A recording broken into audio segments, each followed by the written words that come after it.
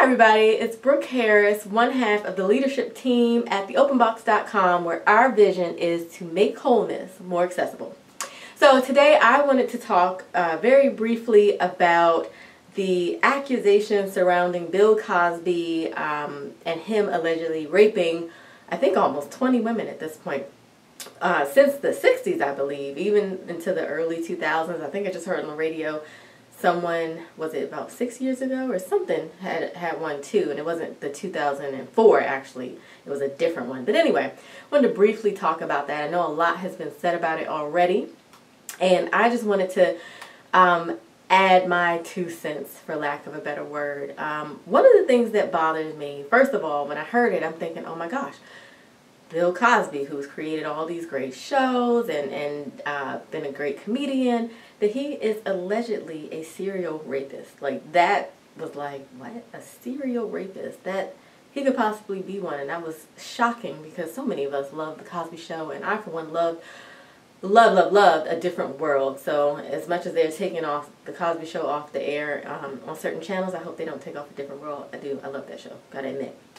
But I will say that I have been disturbed by a lot of the responses that the public has had to these allegations, because I think people are acting like it came out of nowhere. And a lot of people are aware that one of the first allegations that surfaced legally came about in, I think it was 2005, and then that was a civil suit that was settled out of court, and so he paid some money to like get rid of that. And a lot of us kind of forgot about it, kind of remember, but it was kind of swept under the rug. And once the media decides you're on to something else, it's easy to kind of sway society to look at other things. And so now that we're in an age where social media is so big, and Twitter, Facebook, and all that, we see these things so much more than we would have, 10 years ago. And so I get so bothered by some of the comments, because people are like, well, why are they coming out now? You know, this happened 10 years ago, this happened 40 years ago. And my big thing is, I personally am a survivor of sexual assault. And as a survivor of sexual assault, people really don't understand a lot of the emotions that come along with that, the vulnerability, the shame, especially the shame that comes with that. There's so many things that it affects in your life. And so as a survivor, some might think I'm biased about it, but as a survivor, I experienced 2 incidents. One was rape as a child, and I actually didn't tell somebody that happened to me for, I want to say, about 13 years. And then I didn't mention it again that first time I mentioned it for probably 5 years after that. And I was also experienced an acquaintance rape. And I mentioned that around the time it happened to 2 people, and I never mentioned it to them again. And the next time I mentioned it, I think it probably was maybe about between 3 and 5 years later. And like I said, there's a lot of shame that comes with having that experience, because what you're experiencing is a trauma, and trauma really impacts how you think, how you feel, how you see yourself, how you interact with other people. And so it's not so easy to just share it right away, go to the police, do all these things, when we have a society that has not been very welcoming to victims of rape. I remember when Kobe Bryant was accused of rape, those many years ago, and the woman, she was looked at like she was the accuser. I mean, they looked at her sexual history. I mean, they tried to just defame this woman, and she even got death threats. So we live in a society that is so quick to say, well, what were you wearing? How much were you drinking? And, all these things that kind of put the blame on the woman, when the fact of the matter is, rape is wrong. And there's nothing that I can do that can make it okay for you to, come at me in that way, defile my body in that way. And so when I look at people for this Bill Cosby situation saying, well, why did they wait so long to tell? Well, that's spoken from many people who've never experienced rape. So you're quick to say, oh, they're coming after money. Some of these women have money. Not all of these women are white. And I think that's an argument too. But you just don't know what that's like. You don't know what that experience is. And it's so easy for people to quickly judge. And And I will say that because of all these allegations, there does need to be room in case that some of them aren't true. I will give you that. But so many women experience rape, and people say, oh, there's so many people who've lied, falsely accused. That percentage is so small in regards to the actual amount of women who've experienced rape. So I think a lot of times the way people view victims is really unfair. And a lot of times they're quick to not believe and vilify the victims. Sometimes people don't have anything to gain but to tell their story, but to have that sense of freedom that they have not had in so many years, if ever. And so I guess, you know, I think my hope is that we can get to a place where we're talking about it, where we can consider hearing a person's story, even if we think that it ruins another person's career.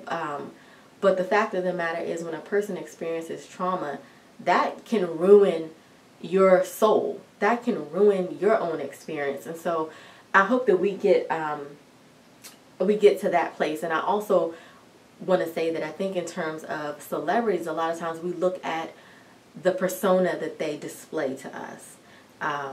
So for example, with Bill Cosby, you know, he's done a lot for the black community. He has done these different shows. He's, you know, done all these things.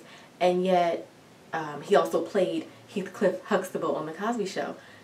All these things doesn't mean that that's who he is behind closed doors.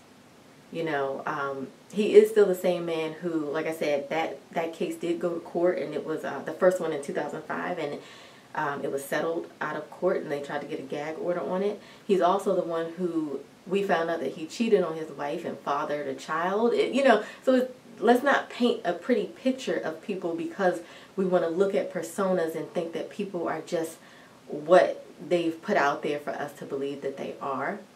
And I know, like I said, that can be the case for victims too, but I would stand on the side of a victim as one. So this can be biased or not. Let's just start to have conversations. Let's not be so quick to vilify victims, and let's not be so quick to look at, you know, celebrities or people who we think, oh, they never do that, as if they never do that.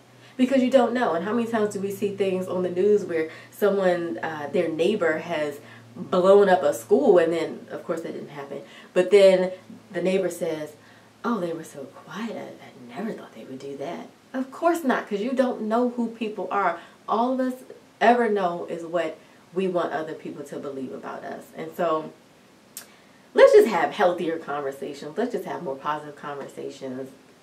Just like, let's calm it down, seriously, because it's way too often that, you know, when women are victims of trauma in certain events, that we look at them like they're at fault. And I'm sorry, that's not the case.